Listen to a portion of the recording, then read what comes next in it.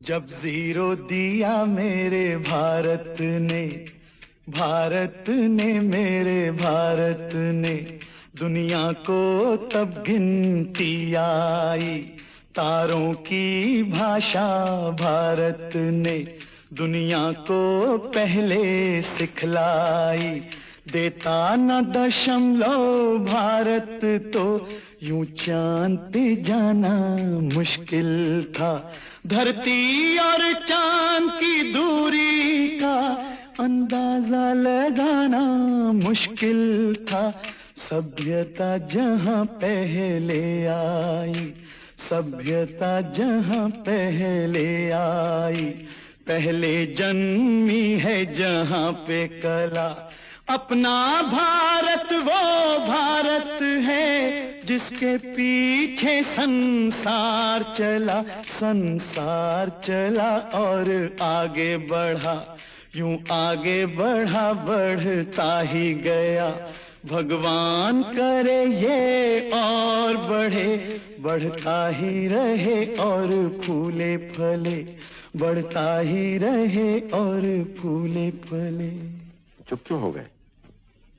और सुनाओ।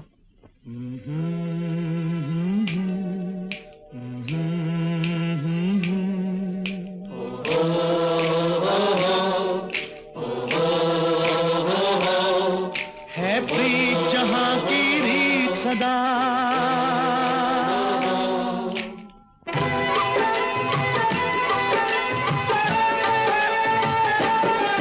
है प्रीत जहां की रीत सदा,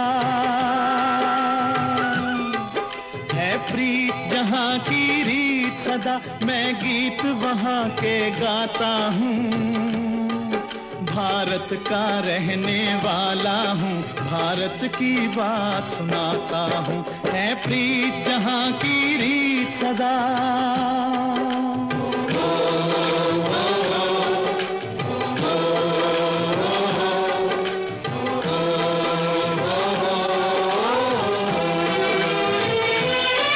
काले गोरे का भेद नहीं, हर दिल से हमारा नाता है।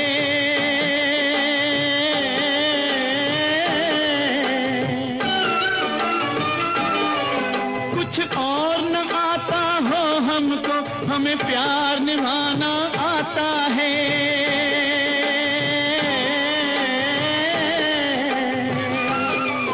जिसे मान चुकी सारी दुनिया हो, जिसे मान चुकी सारी दुनिया, मैं बात वही दोहराता हूँ।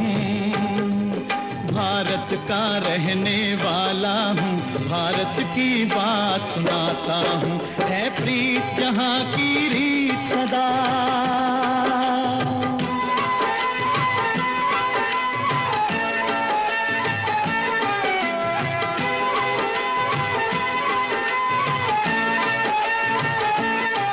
जीते हो किसी ने देश तो क्या, हमने तो दिलों को जीता है।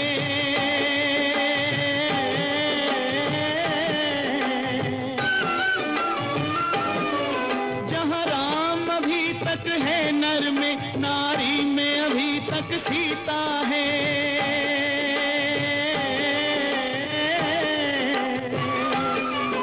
इतने पावन हैं लोग जहां, इतने पावन हैं लोग जहां, मैं नित नित शीश झुकाता हूँ। भारत का रहने वाला हूँ, भारत की बात सुनाता हूँ।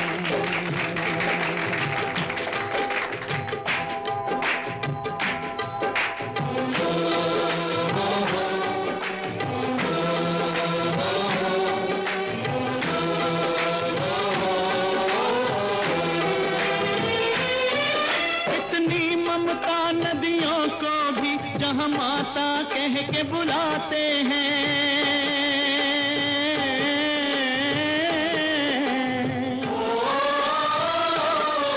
कितना आदर इंसान तो क्या, पत्थर भी पूजे जाते हैं।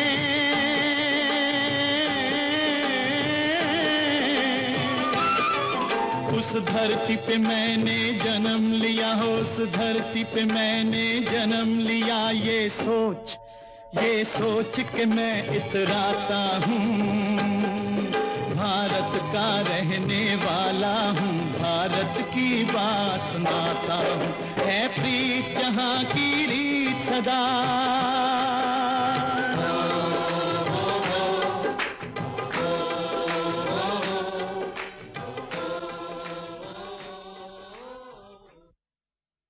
बाइस्कोप की बातें।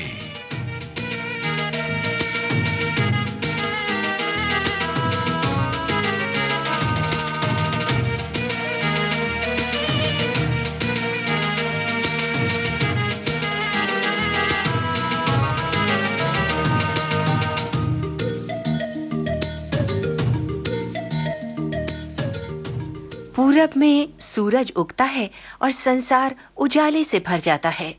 पश्चिम में सूर्यास्त होता है और दुनिया पर अंधेरा छा जाता है।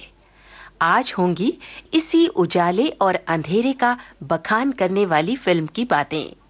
फिल्मों के रसिया समझ गए होंगे कि आज की फिल्म है पूरब और पश्चिम। फिल्म पूरब और पश्चिम के बारे में खोज करने वाले हैं अशोक अय्यर और निर्मला डोसी। इस खोज के आधार पर कार्यक्रम का आलेख लिखा है लोकेंद्र शर्मा ने और वे ही कार्यक्रम के प्रोड्यूसर हैं। सहायक हैं PKA नायर। तो आइए शुरू करें फिल्म पूरब और पश्चिम की बातें।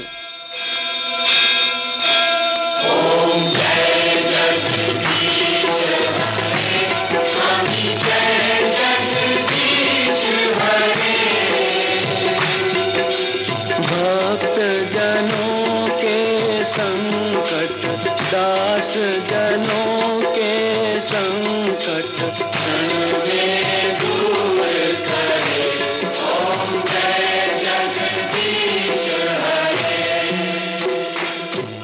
आरती के इन स्वरों में भारत की संस्कृति के संस्कार हैं मित्रों। जाने कब से ये स्वर हमारे घरों में पवित्रता जगाते आ रहे हैं, लेकिन सन 1971 में कल्याण जी आनंद जी के साजों से सजी ये आरती जब सिनेमाघरों में गूंजी तो हर भारतवासी का मन इसे गुनगुनाने लगा। मनोज कुमार की फिल्म पूरब और पश्चिम इसी गुनगुनाहट की जय बोलती है। क्या सोच रहे हैं गुरुजी? सोच रहा था बेटा, एक समय था जब दूर दूर देशों से लोग यहाँ आते थे शिक्षा लेने, और अब समय ये आ गया है कि इस देश से लोग बाहर जा रहे हैं ज्ञान लेने। ज्ञान नहीं गुरुजी, विज्ञान, साइंस। आज जरूरत है ना। मुझसे संस्कृत पढ़ते थे, संस्कृति पा गए। इसे साथ लेते जाओ, श्रीमद् भागवत गीता। सन 1965 में बनी फिल्म शहीद से मनोज कुमार ने अपने निर्देशन का जलवा दिखाना शुरू किया। निर्देशन का क्रेडिट S राम शर्मा को दिया गया था, जबकि असल में यह काम मनोज कुमार ने किया था। सन 1967 में विशाल इंटरनेशनल प्राइवेट लिमिटेड की स्थापना करके मनोज कुमार बाकायदा निर्माता और निर्देशक बन गए। उन्होंने पहली फिल्म बनाई उपकार। मेरे देश की धरती, अपने देश की धरती से मनोज कुमार को कितना लगाव है, ये उन्होंने अपनी पहली ही फिल्म में बता दिया, और इसके बदले में कामयाबी के साथ साथ जनता जनार्दन से भारत कुमार का खिताब हासिल किया। चूंकि देशभक्ति का विषय मनोज कुमार को बहुत रास आता था, इसलिए दूसरी फिल्म पूरब और पश्चिम भी उन्होंने इसी विषय पर बनाई। वैसे इसका बीज फिल्म उपकार के दौरान ही पड़ गया था। शूटिंग के बीच एक दिन मनोज कुमार की पत्नी शशि गोस्वामी ने उन्हें अपने एक रिश्तेदार की बात बताई जो बरसों पहले भारत को छोड़कर विदेश गए थे और फिर वहीं बस गए। यही वो घटना थी मित्रों, जिसने पूरब और पश्चिम की कहानी को जन्म दिया। Hello Sharma. Hello HR। Good evening. Good evening. Meet mister Bharat. Hello. Allahabad से आए। इलाहाबाद? आप कहाँ के रहने वाले? लंदन का। चाचा जी, आपने तो कहा था कि ये क्लब अपने देश वालों का है। अपनापन तो यहाँ दिखाई नहीं दिया। माय फुट, इंडियंस को अपनापन वहीं दिखाई देता है जहाँ मुरझाए हुए चेहरे और खाली पेट हो। जी। माय डियर बॉय, तुम्हारे देश ने कुछ नहीं दिया। India's contribution is 0, 0 and 0. जब 0 दिया मेरे भारत ने मेरे भारत ने दुनिया को तब गिनती आई, देता न दशमलव भारत तो यूं चांद जाना मुश्किल था, धरती और चांद की दूरी का अंदाजा लगाना मुश्किल था। चुप क्यों हो गए? और सुनाओ।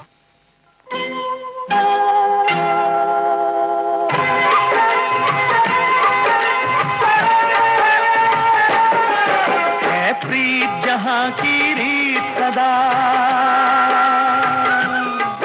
है प्रीत जहां की रीत सदा, मैं गीत वहां के गाता हूँ, भारत का रहने वाला हूँ, भारत की बात सुनाता हूँ, है प्रीत जहां की रीत सदा। नए ज्ञान की दौलत बटोरने भारत से हजारों लोग पश्चिमी देशों में जाते हैं और फिर वहां की चकाचौंध में डूबकर वहीं के होकर रह जाते हैं। ब्रेन ड्रेन की इसी समस्या को मनोज कुमार ने फिल्म पूरब और पश्चिम की कहानी का केंद्र बनाया। यहाँ पढ़ने के लिए आया था, 1 महीने बाद इम्तिहान है, फिर वापस जाना है। अगर शादी होगी तो यहीं होगी, और वो भी तब जब तुम इंडिया वापस नहीं जाओगे। मुझे वापस जाना है। तुम्हें वापस जाने का ख्याल कैसे आया? इंडिया से स्टूडेंट्स यहाँ आते हैं, पढ़कर यहीं रह जाते हैं, यहीं काम करते हैं। तुम मुझसे शादी करोगे या वापस जाओगे? मुझे वापस जाना है, ये मेरा धर्म है। तुम अपने देश के लिए मुझे छोड़ दोगे? तुम्हारे लिए अपना देश भी तो नहीं छोड़ सकता। ठीक है, तुम मत छोड़ो। प्रीति के लिए भारत अपने देश को नहीं छोड़ सकता था, क्योंकि देश भारत की सांसों में, उसकी नसों में, उसके संस्कारों में बसा हुआ था। उसके पिता एक क्रांतिकारी थे, ब्रिटिश हुकूमत से टकराने वाले आजादी के सिपाही।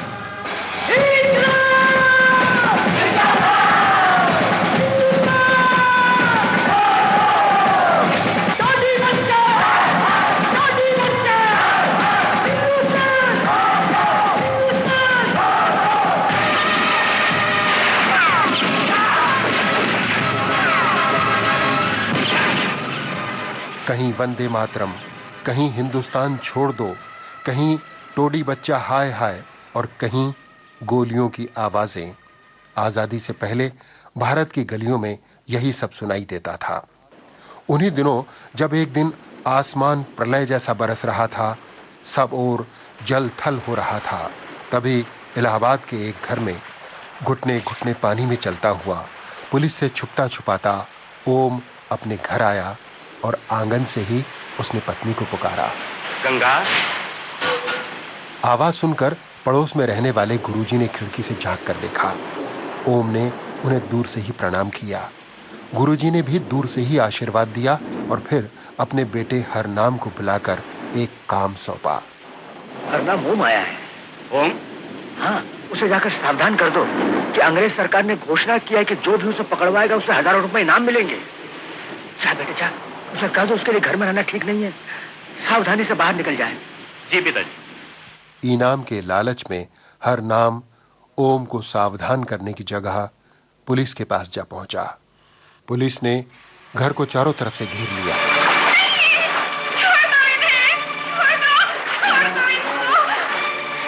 सर, मेरा इनाम पक्का है ना? ये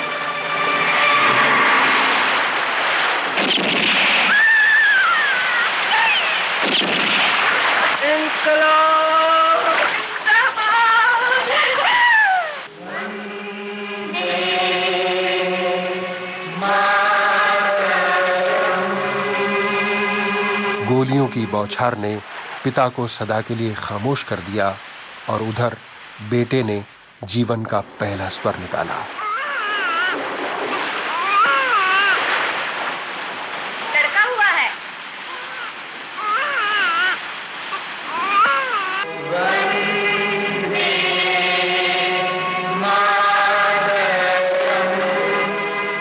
ओम की शहादत ने हरनाम को इनाम दिलवाया तो उसके मन में भविष्य की योजनाएं सजने लगी। कौशल्या, मेरे पास पास अब बहुत पैसा आ गया है, मेरे साथ चलो, मैं तुम्हें दुनिया का हर सुख दूंगा। जिसका पति अच्छा हो ना, उसे संसार में और कुछ नहीं चाहिए। आज ओम भैया नहीं, मगर गंगा बहन की मांग में सिंदूर है, वो आज भी सुहागन है। अगर तुम्हारे माथे की बिंदिया और मांग का सिंदूर सुहाग की निशानी नहीं, कलंक है, तो मिटा दो इस कलंक को। हाँ हाँ, अगर तुम्हारे माथे की बिंदिया और मांग का सिंदूर कलंक है, तो मिटा दो इसे।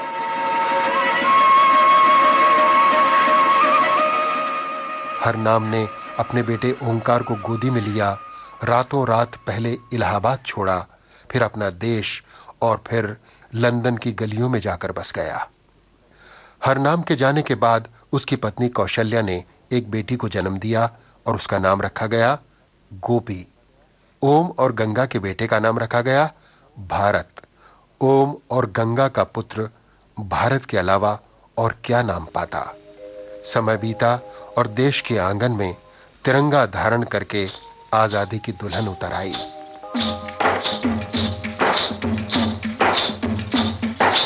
दुल्हन चली, हाँ बहन चली, 3 रंग की चोली, बाहों में लहराए गंगा जमुना, देखे दुनिया डोली। दुल्हन चली, वो बहन चली, 3 रंग की चोली। फिल्म पूरब और पश्चिम में आजादी से पहले की कहानी ब्लैक एंड व्हाइट में बयान की गई है। आजादी के बाद की कहानी रंगीन है। पर्दे पर रंगों का प्रवेश तिरंगे के साथ होता है। इसी तरह जो हिस्सा भारत की धरती पर है उसका नाम है पूरब, और जब कहानी विलायत पहुंचती है तो पर्दे पर लिखा हुआ आता है और पश्चिम। और यह सब होता है तब जब भारत विज्ञान की पढ़ाई के लिए लंदन जाता है। भारत के स्वर्गीय पिता के बचपन के एक मित्र थे शर्मा जी। शर्मा जी बरसों पहले लंदन में जाकर बस गए थे। उनका इसरार था कि भारत जब लंदन आए तो उन्हीं के साथ रहे। वे अपने बेटे शंकर, बेटी प्रीति और पत्नी रीटा के साथ भारत को लिवाने लंदन के हीथ्रो हवाई अड्डे पर पहुंचे। भारत? मुझे जीपी शर्मा कहते हैं।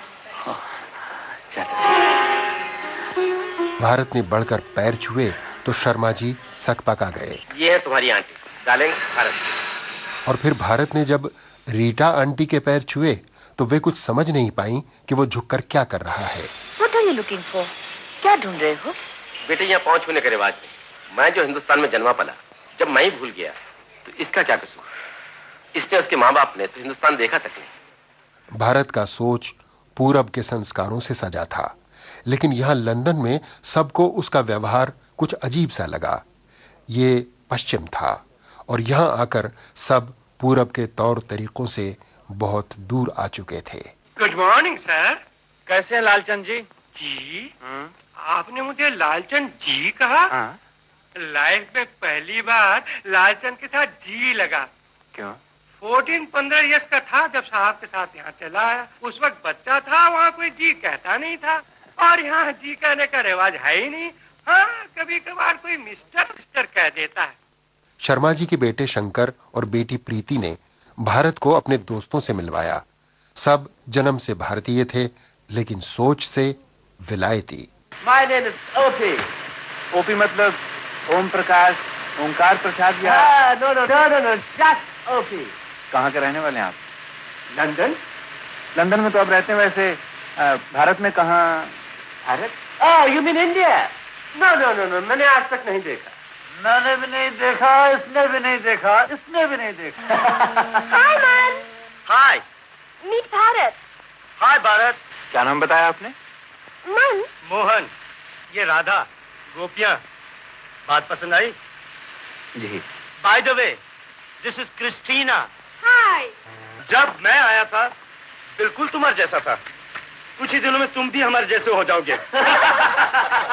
फिल्म पूरब और पश्चिम की कहानी का क्रेडिट शशि गोस्वामी को दिया गया है, लेकिन पटकथा और संवाद स्वयं मनोज कुमार ने लिखे हैं।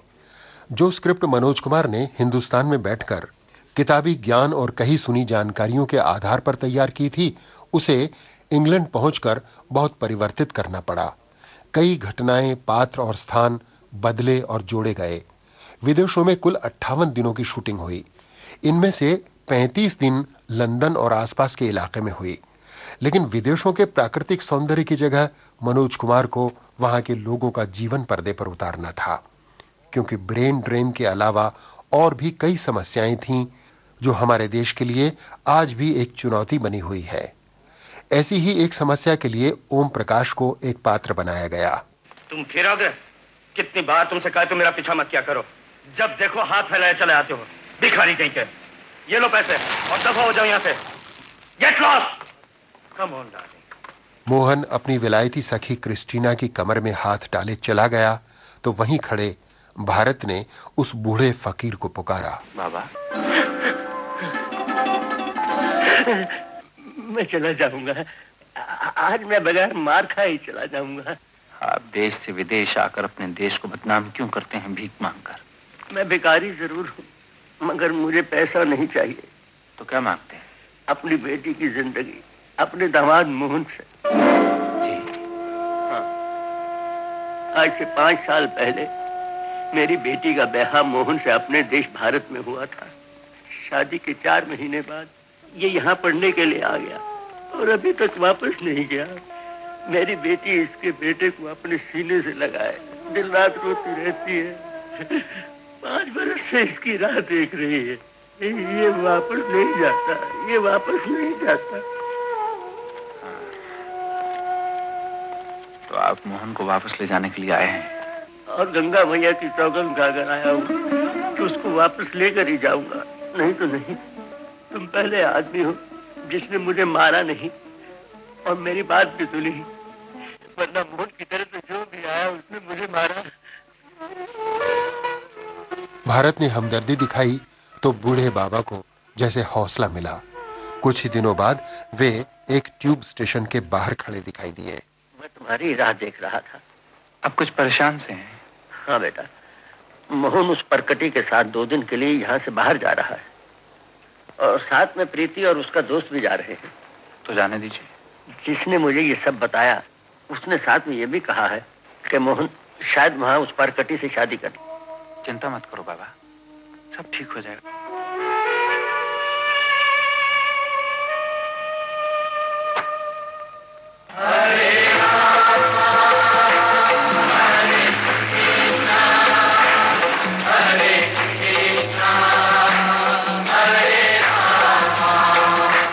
सन 1969 में जब पूरब और पश्चिम बन रही थी, हरे कृष्ण मूवमेंट ने पश्चिम के उबे हुए समाज को आंदोलित करना आरंभ कर दिया था।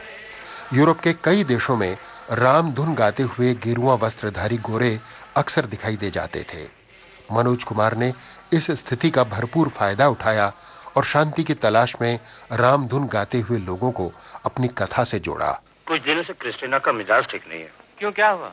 कहती है शादी मंदिर में करूंगी। व्हाट? यहाँ कुछ सरफिरे अंग्रेज हैं जिनको हिंदू बनने का शौक पैदा हुआ है। उन्होंने यहाँ एक कृष्ण का मंदिर बनाया है और कृष्णा कहती है शादी मैं वहीं करूंगी।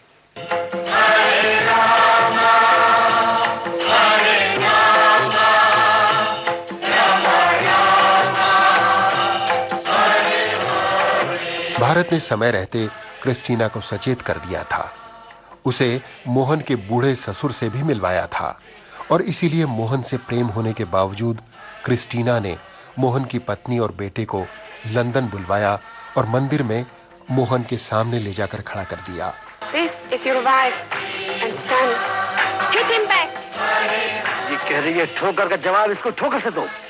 नहीं नहीं नहीं नहीं नहीं, इससे कह दो कि पति आज भी इसके लिए ईश्वर है और ईश्वर को हिंदुस्तानी कभी ठोकर नहीं मारता। मोहन, एक बार नन्हे को अपने सीने से लगा लो। एक बार लगा लो बेटे, लगा लो। मोहन बेटे को देखकर विचलित हो उठा। उसने अपनी छोड़ी हुई हिंदुस्तानी पत्नी को फिर से अपना लिया और फिर वो अपने परिवार के साथ भारत लौट गया।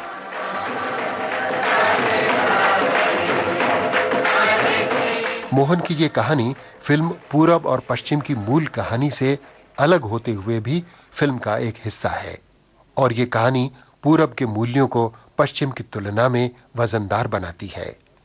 मोहन की भूमिका में अभिनेता मनमोहन, बूढ़े बाबा के रोल में ओम प्रकाश और क्रिस्टीना के रूप में थीं बारबरा लिंडले। मोहन की कहानी तो पूरी हो गई, लेकिन प्रीति अजीब उलझन में थी। उसे क्या चाहिए ये बात वो ठीक से नहीं जानती थी। तिस पर ओंकार यानी ओपी यानी अभिनेता प्रेम चोपड़ा उसे पाने की चाहत संजोए बैठा था।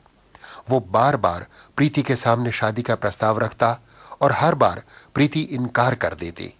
ओपी कारण पूछता तो प्रीति के पास इसका भी दो टूक जवाब था। इसलिए कि मैं तुमसे प्यार नहीं करती। तो फिर किससे करती हो? किसी से भी नहीं। लेकिन सुनो ओपी, भारत एक अच्छा दोस्त है। अच्छा अच्छा अच्छा। प्रीति, मुझसे अच्छा कोई नहीं। Leave me. आज नहीं, आज नहीं।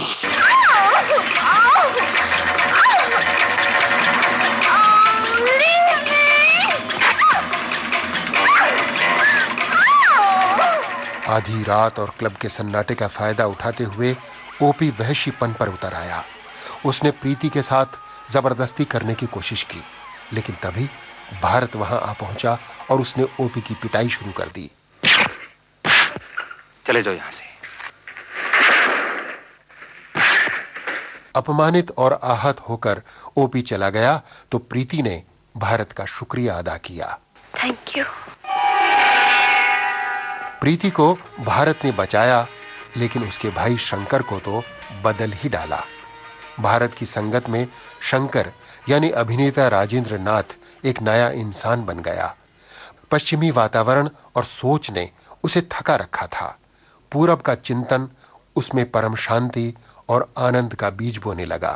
रघुपति राघव राजा राम, पतित पावन सीताराम।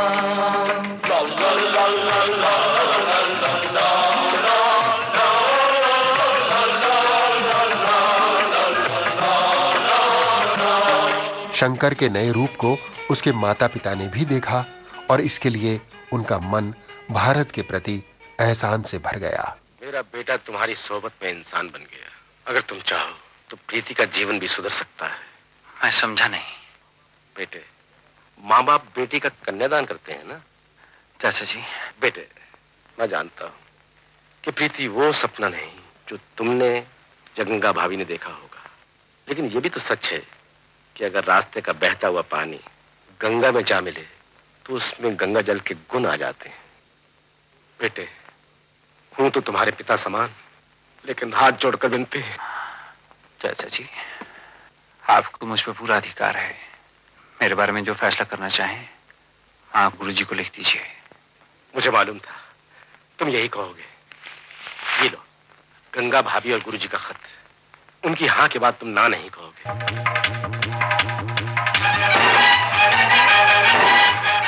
ये बातचीत प्रीति ने भी सुनी तो उसका मन जैसे खिल उठा।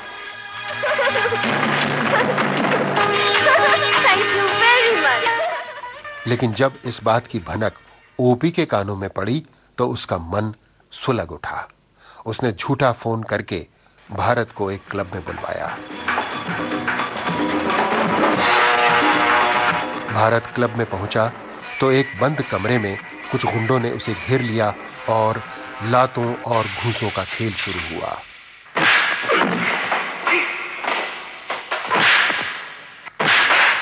क्लब का नाच गाना थम गया और जमकर मारामारी होने लगी। तभी शंकर अपने दलबल के साथ वहां पहुंचा और ओपी के गुंडों से भिड़ गया।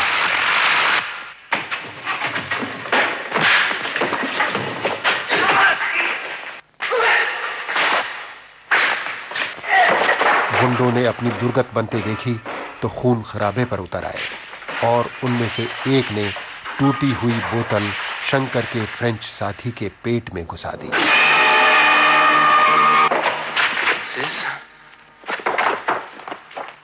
रघुपति राघव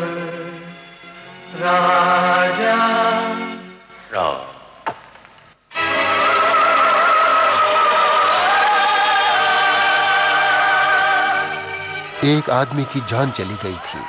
मामला हत्या का था। हरनाम ने बड़ी मुश्किल से काफी रकम खर्च करके अपने बेटे ओपी को कानून की गिरफ्त से बचाया, लेकिन इसके बावजूद ओपी के सर से प्रीति की दीवानगी का भूत उतरा नहीं। मुझे पुलिस का डर नहीं। वो लोग मुजरिम को कुर्सी पर बिठा देते हैं और बटन दबाने के बाद जान जाने में देर नहीं लगती। मुझे मौत का भी डर नहीं। खबरदार जो फिर कभी ऐसी बात की तो तू तो मेरी जिंदगी की कमाई। डैडी, मुझे भी जीत पसंद है। मैं जिंदगी में हार नहीं देखना चाहता। I hate defeat. अपने बेटे की खातिर हरनाम ने भारत को बुलवाया और अपने अनुसार बात शुरू की। तुम यहाँ क्या पी सकते हो ये पूछना बेकार है। तुम इस माहौल से बहुत दूर रहते हो। प्रीति को ये सब पसंद है। ओपी मेरा बेटा है, उसे भी ये पसंद है। प्रीति और ओपी अच्छे दोस्त थे, तुम बीच में आ गए। उसके रास्ते से हट जाओ। मेरा रास्ता अलग है। मैं कुछ दिनों बाद वापस जाने वाला हूँ। प्रीति को भूल जाओ। आप शायद नहीं जानते, वो मेरी होने वाली पत्नी है। मुंह मांगी दौलत दूंगा। जब तुम्हें दौलत मिल जाएगी तो एक प्रीति क्या, चारों तरफ प्रीति प्रीति लड़कियां होंगी। अगर ऐसे ही है तो सब कुछ आप ओपी को क्यों नहीं देते? वो बेवकूफ है, उसे सिर्फ प्रीति चाहिए। थोड़ी देर बाद शायद आप ये भी कहेंगे कि प्रीति भी बेवकूफ है क्योंकि उसे ओपी की नहीं बल्कि तुम्हारी जरूरत है। जी, मैं जा सकता हूँ? यूं ही जाना था तो आई क्यों थे? आया आपके बुलावे पे था, जाना अपनी मर्जी से। हरनाम के रूप में प्राण ने फिल्म पूरब और पश्चिम में एक जानदार पात्र को साकार किया है। ये वही दौर था दोस्तों, जब प्राण खलनायिकी का चोला उतारकर चरित्र अभिनेता के रूप में अवतरित हो रहे थे। एक सीमा तक उनके इस परिवर्तन के लिए भी मनोज कुमार ही जिम्मेदार कहे जा सकते हैं। फिल्म शहीद में उन्होंने प्राण को एक खूंखार डाकू के बदले हुए रूप में पेश किया।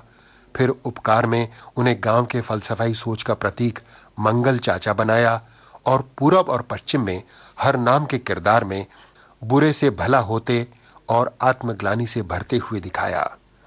हरनाम का विश्वास था कि सुख के लिए आदमी के पास दौलत का होना जरूरी है, जबकि भारत का आदर्श रुपया नहीं था।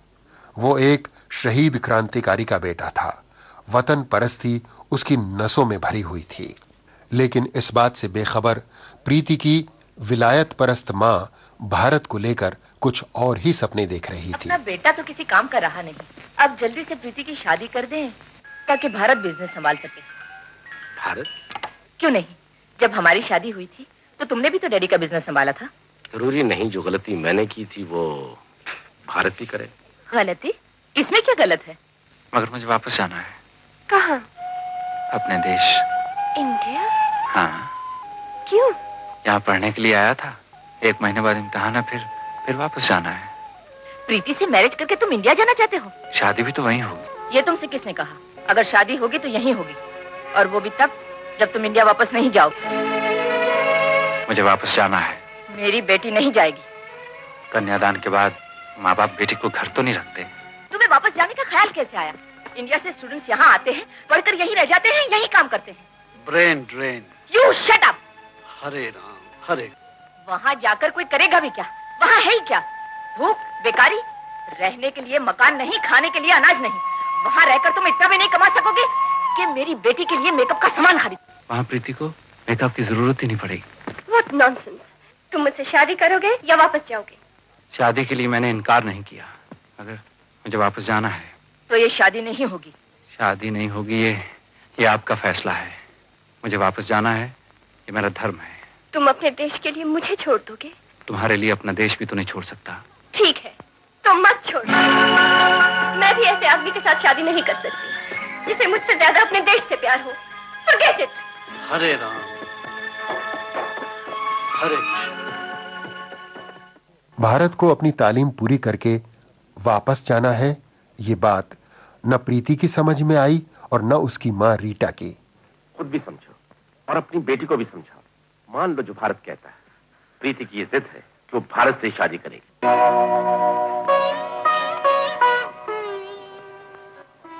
प्रीति की जिद कि वो भारत से ही शादी करेगी और भारत का संकल्प कि वो परदेश में नहीं बसेगा, दोनों जैसे विपरीत दिशाओं में मुंह करके खड़े थे। भारत प्रीति को दूर ही दूर से देखता और दूर ही से अपने मन की बात कहता। कोई जब तुम्हारा हृदय तोड़ दे, तड़पता हुआ जब कोई छोड़ दे, तब तुम मेरे पास आना प्रिय, मेरा दर खुला है, खुला ही रहेगा तुम्हारे लिए। कोई जब तुम्हारा हृदय तोड़ दे।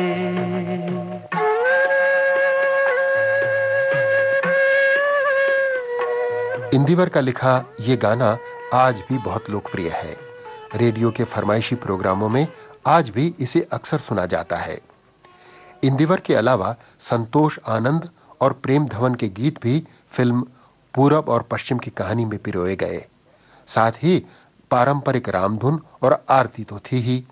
सभी गीत और फिल्म का पार्श्व संगीत, कल्याण जी आनंद जी का योगदान बहुत सुरीला था और कहने की जरूरत नहीं कि इसने फिल्म की कामयाबी में पूरा सहयोग दिया। मुकेश के गाए इस गाने की शूटिंग इंग्लैंड की ऑक्सफोर्ड यूनिवर्सिटी में की गई। उन दिनों यूनिवर्सिटी में छुट्टियां चल रही थीं, इसलिए शूटिंग बिना किसी व्यवधान के हो गई। इस गीत के बाद कहानी अपने मुख्य मोड़ पर आ जाती है। भारत का परीक्षा फल घोषित हुआ और वो पास हो गया। तालीम पूरी हुई तो अब वापस लौटने का समय आ गया।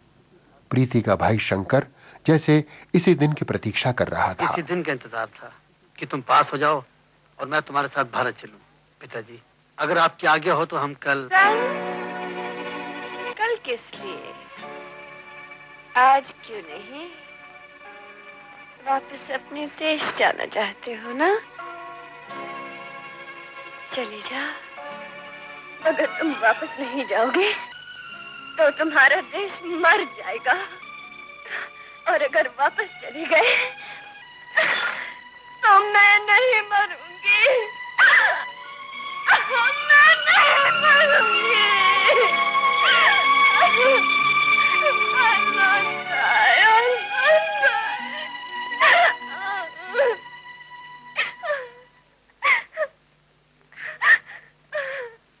मेरी बेटी अगर मर भी गई तो किसी को दुख नहीं होगा। आप लोग यही चाहते हैं ना, शादी करके यहीं रह जाऊं, यहीं बस जाऊं। मैं वचन देता हूं, वहीं रहूंगा जहां प्रीति कहेगी। सच कह रहे हो? तुम जानती हो मैं झूठ नहीं बोलता, मगर एक शर्त है। क्या? तुम्हें मेरे साथ मेरे देश चलना होगा। वहां एक परिवार है अपना। मैं चाहता हूं शादी से पहले चल के तुम उनका आशीर्वाद ले लो। प्रीति, जाने में कोई हर्ज नहीं। इसी बहाने ताजमहल भी देखा ना। Oh mama, I'm so happy. प्रीति और उसका भाई शंकर भारत के साथ हिंदुस्तान आए और पूरब के संस्कार उन पर अपना रंग बिखेरने लगे। ढोल बजाना, ताल से ताल मिलाना, पुरवा सुहानी आई रे, पुरवा तुमों की रानी आई रे, पुरवा मेरे रुके नहीं पाओ, नाच उठा सारा गाँव, प्रीत पे जवानी छाई रे, पुरवा।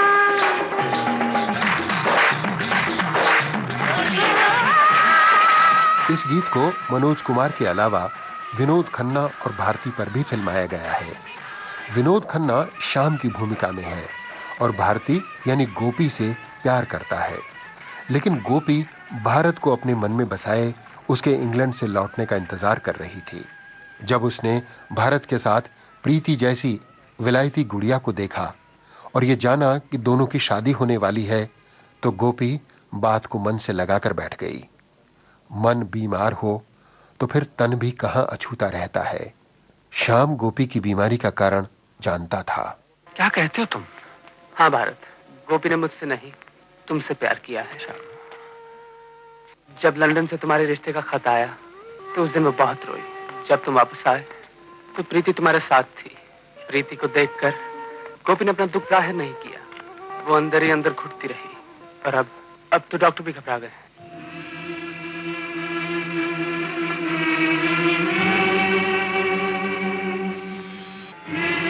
गोपी की बीमारी घर भर की चिंता बन गई, लेकिन बेबस आदमी संकट के समय सिवा ईश्वर के और किसकी शरण में जाए। दीन बंधु दुख हरता ठाकुर तुम मेरे,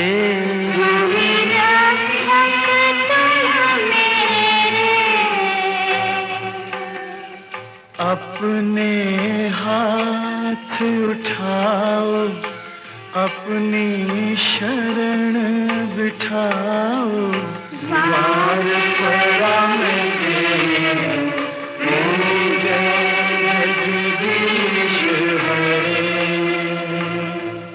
प्रीति ने जब गोपी की बीमारी का कारण जाना तो उसके पश्चिमी सोच को झटका सा लगा। एक ही घर में रहते हुए भारत से इतना नहीं कह सकी कि वो उससे प्यार करती है। सिस्टर, मैं समझ गया हूँ क्या कि शर्म यहाँ का सबसे अनमोल गहना है। प्रार्थना और औषधि दोनों का असर हुआ। गोपी की तबीयत संभली तो भारत ने उसके सिरहाने बैठकर उसे समझाया। तुम्हारे इस नए जीवन पे शामू का अधिकार है। उसकी दिन रात की सेवा तुम्हें मौत के मुंह से बचा के ले आई। वो तुमसे प्यार करता है। तुम्हारा ब्याह उसी से होगा। तुम्हें मेरी सौगंध।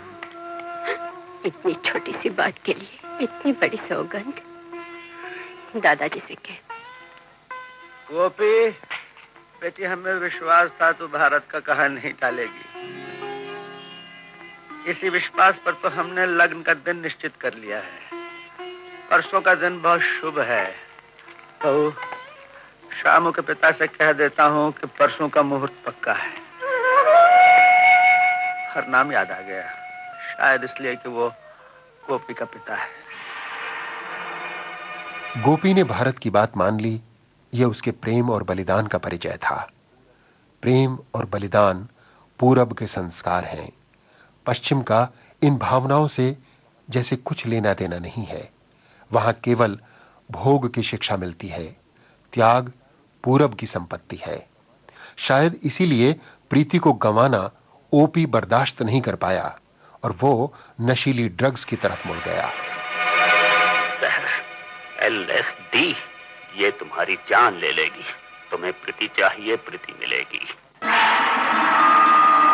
हरनाम ने निश्चय किया कि वो हर हाल में अपने बेटे के लिए प्रीति को हासिल करेगा और इस इरादे के साथ एक दिन हरनाम हिंदुस्तान पहुंचा और इलाहाबाद के अपने मोहल्ले में अपने घर के सामने आकर खड़ा हो गया।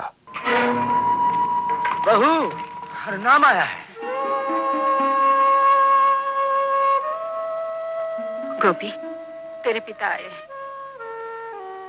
हेलो।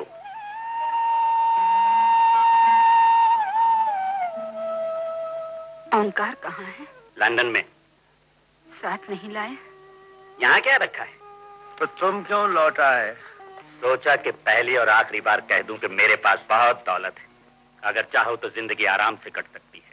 हरनाम, तुम्हें अब भी धन का मान है। क्यों ना हो? अरे किस बात का मान? गोलियों की बौछार करवा दी थी तुमने ओम पर। गंगा के सुहाग के हथियार। तेरी हिम्मत कैसे हुई इस धरती पर पांव रखने की? अगर आप सबकी यही राय तो ठीक है। मुझे तो वापस जाना ही। शाम को नहीं तो अभी चला जाऊंगा। चाचा जी, लंदन में आपसे कई बार मुलाकात हुई, मगर नहीं जानता था कि आप ही। आप वापस आ गए हैं। ओंकार को वापस बुला लीजिए। इस महान है बड़े आंसू बहाए बेटे के लिए। ड्राइवर, चलो।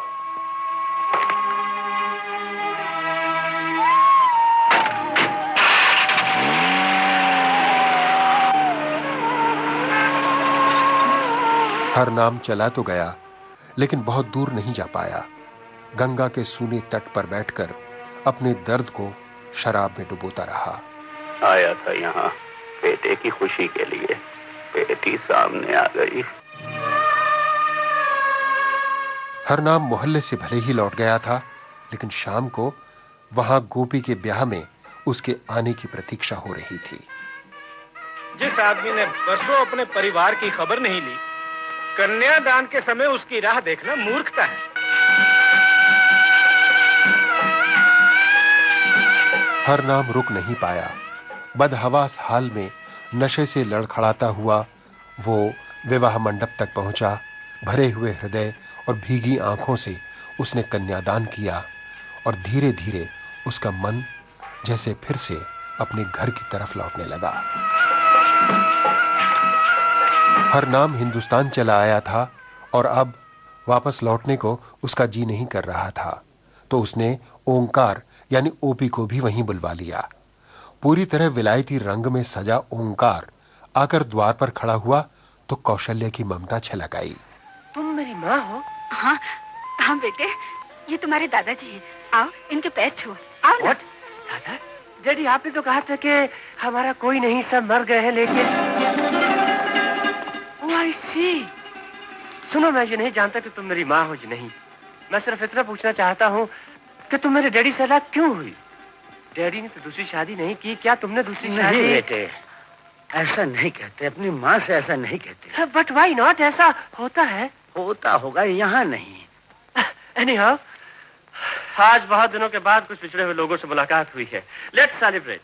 डैडी, आपकी पसंद का ब्रांड लाया हूँ, जरा ग्लास देंगी? क्या? गिलास। बहू, बचपन में ओंकार जिस गिलास में दूध पिया करता था उसे संभाल के रखा हुआ है ना, जाओ ले आओ। आज बेटा उसी में शराब पिएगा। किन बातों में उलझ गया ये घर? गुरुजी, ओंकार आया है, आप अपना कहा भूल गए हैं? यही ना, जब बहू को ओंकार मिल जाएगा तो मैं बद्रीनाथ के दर्शन को जाऊंगा। क्या बहू को ओंकार मिल गया? आपको अपने विश्वास पे शक होने लगा है? हरनाम, मुझे तो तीरथ को जाना ही है। अगर तुम चल सको तो हम सब चलेंगे, और कल ही।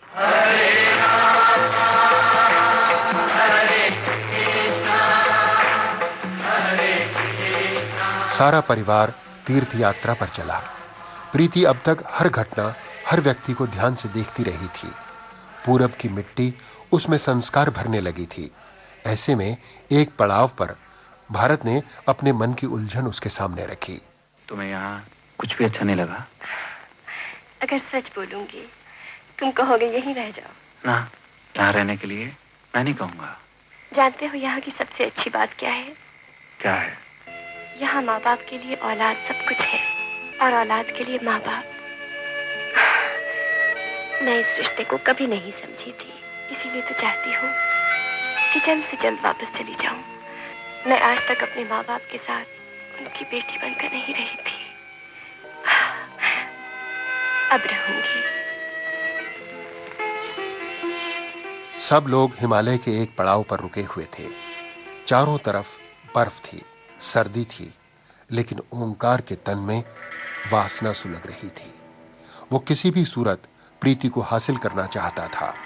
सो आधी रात को उसने प्रीति के कमरे में जाना तय किया। बाहर आया तो बरामदे में सोए हुए दादाजी ने आहट सुन ली। कौन? मैं। क्या हुआ? कुछ नहीं ग्रैंडपा, मैंने सोचा आपको बाहर सर्दी लग रही होगी, अंदर आ जाइए, अंदर आग है। अभी शरीर में गर्मी है बेटा, जब ठंडा हो जाए तो झोंक देना आग में। नहीं नहीं ग्रैंडपा, तुम भी सो जाओ बेटा। उस समय तो ओंकार लौट गया, लेकिन कुछ देर बाद उसने फिर कोशिश की और इस बार वो प्रीति के कमरे तक पहुंच गया।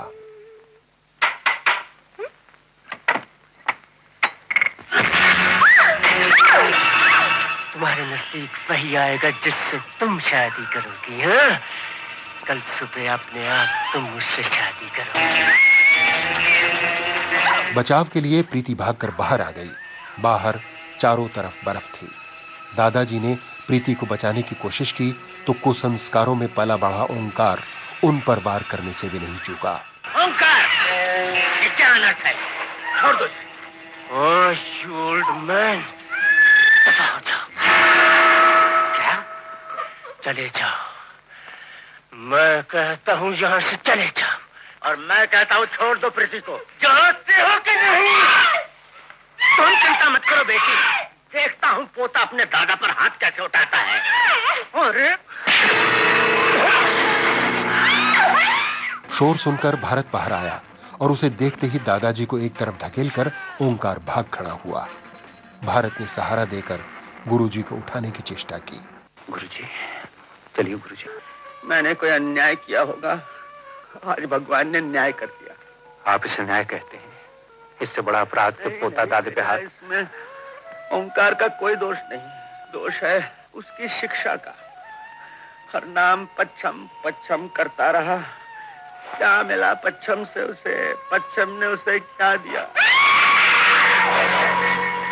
गुरुजी का सवाल प्रीति की चीख में डूब गया। प्रीति ने जिसे देखकर चीख मारी वो ओंकार था, हाथ में पिस्तौल उठाए हुए। पिस्तौल को दिखाते हुए अपने दादाजी के सवाल का जैसे जवाब दिया। ये मिला है पश्चिम से, ये दुनिया को पश्चिम की देन है। इससे इंसान जिंदगी की हारी हुई बाजी जीत जाता है। इधर आओ प्रीति, नहीं तो तुम्हारे भारत और भारत के गुरु दोनों को खत्म कर दूंगा। अगर तुम मुझे पाने के लिए इन्हें मार सकते हो तो इन्हें बचाने के लिए मैं खुद मर सकती हूँ। चलाओ गोली। तुम मर जाओ बेटी। नहीं गुरुजी, मुझे कुछ नहीं होगा। चलाओ गोली। हट जाओ। हरिओम। ओंकार ने गोली चलाई और भारत को बचाने की खातिर झपट कर गुरुजी उसके सामने आ गए। नीचे बर्फ है, आपने ये क्या किया? मर जाने दिया होता मुझे। अगले, अगर तुझे कुछ हो जाता तो गंगा क्या कहती मुझे? क्या आपके परिवार ने मेरा सुहाग तो उजाड़ दिया था, आज मेरी गोद गुजार दी। गुरुजी, कोई बात नहीं बेटा। गोली की आवाज सुनकर हरनाम, कौशल्या, श्याम, गंगा सब लोग दौड़कर बाहर आ गए। अपने पिता को लहूलुहान देखकर हरनाम जैसे आपा खो बैठा। नहीं हरनाम, क्रोध नहीं, तो मेरे परिवार में आकर तुम्हें कभी सुख नहीं मिला। मुझे क्षमा कर दो। तो हरिओम। गुरुजी, गुरुजी, गुरुजी, हरिओम।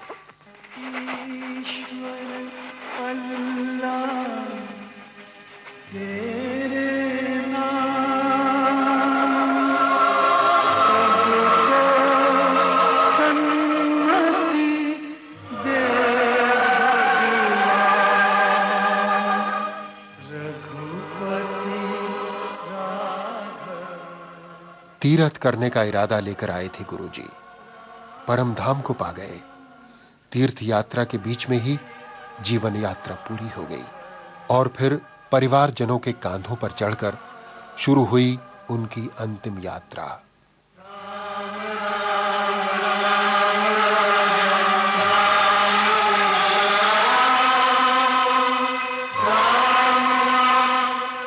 शरीर को अभी चिता पर रखा ही था कि किसी ने चिल्लाकर आदेश दिया, रुक जाओ!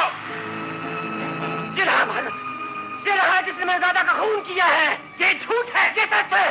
मुझे अपने दादाजी की चिता की सौगंध, मेरे दादा का खून इसी ने किया है।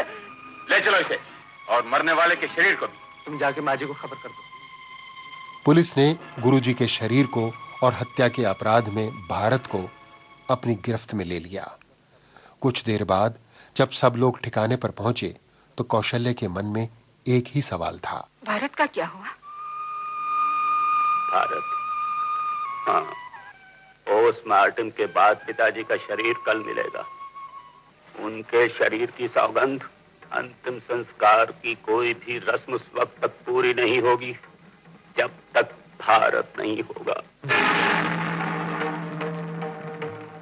हरनाम का यह संकल्प जैसे पश्चाताप की अग्नि में तपकर जन्मा था। आज उसके सामने कोई लालच नहीं था, केवल कर्तव्य था जिसका दामन उसने कसकर थाम रखा था। लेकिन ओंकार को अपने किए का कोई पछतावा नहीं था। मैंने जो कुछ किया अच्छा किया। अच्छा किया, अच्छा किया, अच्छा किया तूने, अच्छा किया। अब हरनाम अपने क्रोध पर काबू नहीं रख पाया।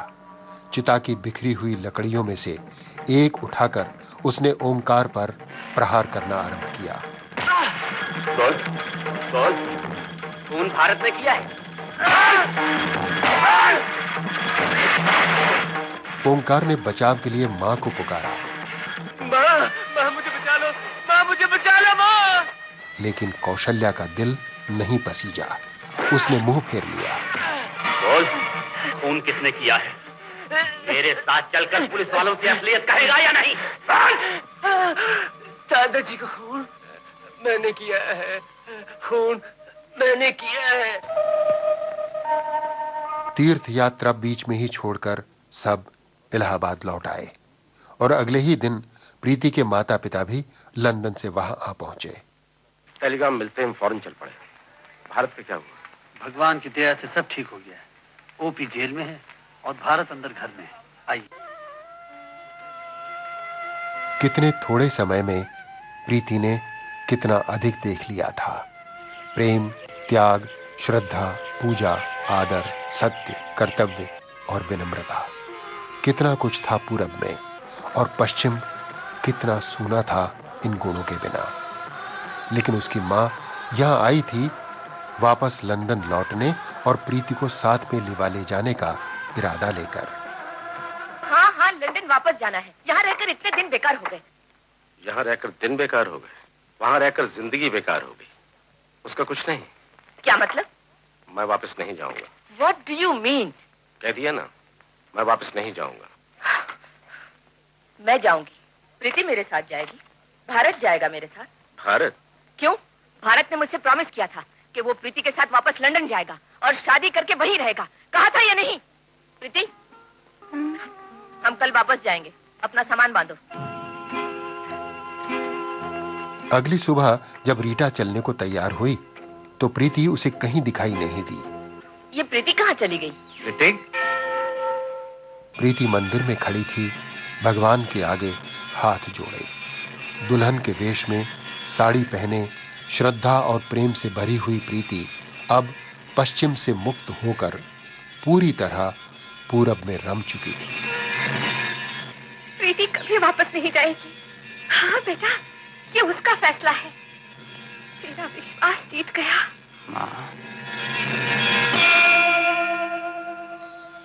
विषय विकार मिटाओ, पाप हरो देवा। स्वामी पाप हरो देवा। श्रद्धा भक्ति बढ़ाओ, श्रद्धा भक्ति बढ़ाओ।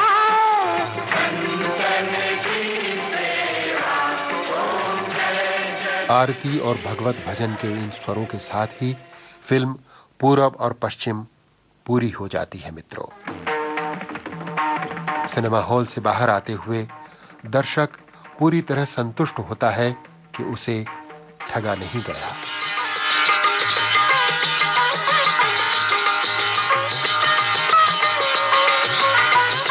फिल्म पूरब और पश्चिम एक उद्देश्यपूर्ण, मनोरंजनपूर्ण और व्यापार में सफल फिल्म थी।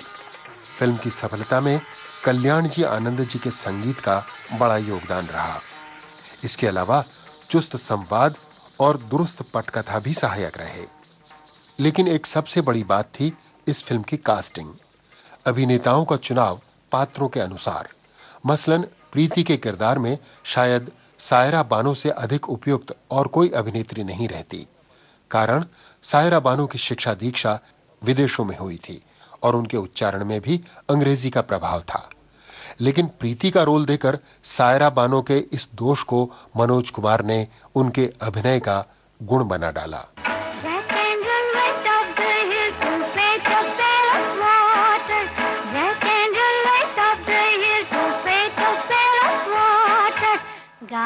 आओ, ओए Jack and Jill went up the hill to fetch a pail of water, fetch a pail of water, ओए Jack and Jill went up the hill. Saira Bano और मनोज कुमार के अलावा फिल्म पूरब और पश्चिम के अन्य कलाकार थे प्राण, प्रेम चोपड़ा, निरूपा राय, कामिनी कौशल, राजेंद्र नाथ, भारती, विनोद खन्ना, मनमोहन, मदनपुरी, शम्मी, ओम प्रकाश और अशोक कुमार। फिल्म पूरब और पश्चिम का कथानक ही ऐसा था मित्रों कि विदेशों में शूटिंग किए बिना फिल्म बन ही नहीं सकती थी। लेकिन विदेशों में शूटिंग करने की राह में सबसे बड़ा रोड़ा स्वयं मनोज कुमार थे। मनोज कुमार ने जीवन में कभी हवाई यात्रा नहीं की थी और करना चाहते भी नहीं थे। उन्हें ऊंचाई से भय लगता था, लेकिन कोई और चारा भी नहीं था, इसलिए बाकायदा मुहूर्त देखा गया, सफर से पहले घर में हवन करवाया गया और तब कहीं जाकर मनोज कुमार हवाई जहाज की सीढ़ियां चढ़े।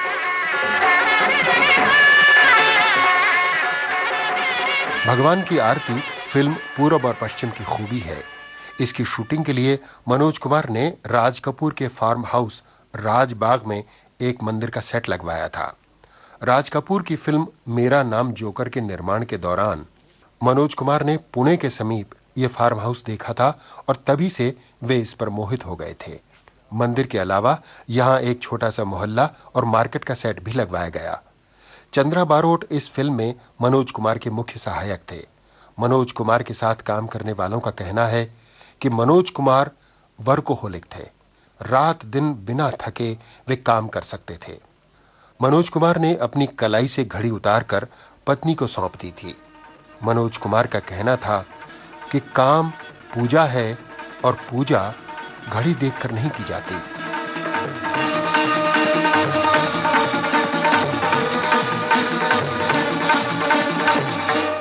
पूजा घड़ी देखकर नहीं की जाती, ये सच है मित्रों, लेकिन प्रोग्राम का समापन घड़ी के अनुसार ही करना होता है।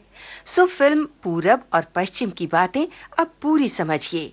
जो कुछ बातें छूट गई हैं, वो किसी और दिन किसी और प्रोग्राम में सुनिएगा। फिलहाल बाइस्कोप की बातें प्रोग्राम के प्रोड्यूसर लोकेंद्र शर्मा को विदा कीजिए। फिल्म पूरब और पश्चिम के बारे में जानकारियां एकत्र करने वाले थे अशोक अय्यर और निर्मला डोसी। इन जानकारियों के आधार पर ही लोकेंद्र शर्मा ने प्रोग्राम का आलेख तैयार किया और बाइस्कोप की बातें आपको सुनाई। प्रोग्राम के सहायक थे PKA नायर। तो अब अगले सप्ताह तक नमस्कार। बाइस्कोप की बातें।